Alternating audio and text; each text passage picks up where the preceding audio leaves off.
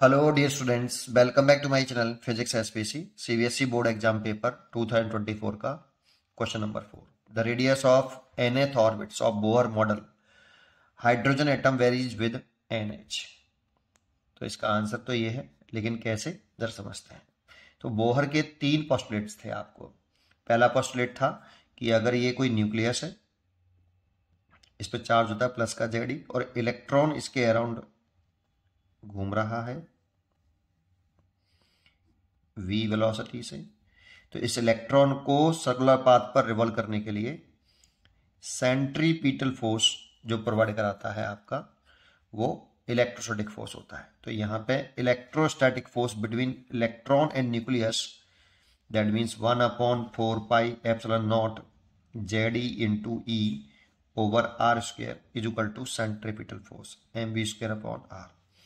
एक R से एक R कैंसिल हो गया, इस R का मल्टीप्लाई कर लो, तो mv square R is equal to 1/4 pi epsilon naught Ze square. ये फर्स्ट पोस्टुलेट से रिजल्ट आया था बेटा।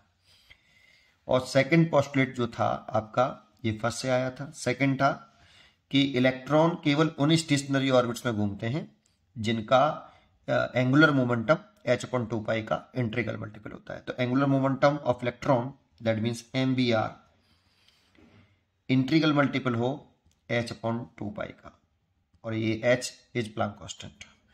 तो ये सेकंड इक्वेशन थी आपकी बेटा। अब देखो, इसमें से मेरे को रेडियस का फॉर्मूला निकालना है। अगर मैं सीधा डिवाइड कर दूंगा तो r से r कट जाएगा, है ना। तो मेरे को क्या करना है, इस सेकंड इक्वेशन का स्क्वायर कर लेना है पहले। तो सेकंड इक्वेशन का स्क्वायर करो, mv square v square r square n square h square upon 4 pi square. ये थर्ड इक्वेशन आ गई। इसका स्क्वायर कर दिया मैंने बोथ साइड, है ना। और इसमें थर्ड इक्वेशन में पहली इक्वेशन का डिवाइड कर दिया। तो इसमें अगर डिवाइड करूं किसका, फर्स्ट इक्वेशन का, तो m v स्क्वायर r और डिवाइड करूं 1/4 पाई एप्सिलॉन 0 Ze स्क्वायर का, नीचे एक लिख लेता हूं। देखो, एक m से तो एक m कैंसिल, v स्क्वायर पूरा कैंसिल, r से एक r कैंसिल, ऊपर बचा mr।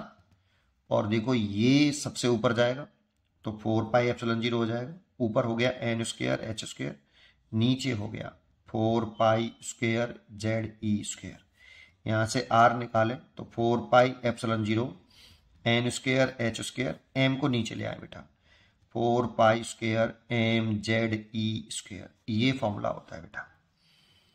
और हाइड्रोजन एटम है, तो हाइड्रोजन एटम के लिए Z की वैल्यू 1 होती है, तो R की वैल्यू हो जाएगी 4 pi epsilon 0 n square h square over 4 pi square m और E स्क्वायर। ये वाली वैल्यू बेटा। तो R proportional to n square दिख रहा है आपको इसमें, है ना। R और n स्क्वायर में ऐसा रिलेशन होता है। ये रिजल्ट आपको डायरेक्टली याद हो तो और बेटर है। और इसका एक शॉर्टकट भी है, क्योंकि ये अगर हम इस फॉर्मूले में देखें तो इसको छोड़कर ये सारे टर्म कांस्टेंट है बेटा। इसको छोड़कर इन सब की वैल्यू अगर हम पुट करते हैं यहाँ पे, तो 0.53 10 की power -10 n square by Z आती है बेटा। ये इसका शॉर्टकट फॉर्म होता है मीटर में। और सही लिखें तो 0.53 n स्क्वायर ओवर Z, और इसको मैंने लिख दिया है एंगस्ट्रॉम में, एंगस्ट्रॉम। तो शॉर्टकट ये है। तो R proportional to n square, आपने ये भी फॉर्मूला पढ़ा होगा, ये भी पढ़ा होगा। इसकी चॉइस हो गई C। पढ़ते रहिए और खुश रहिए।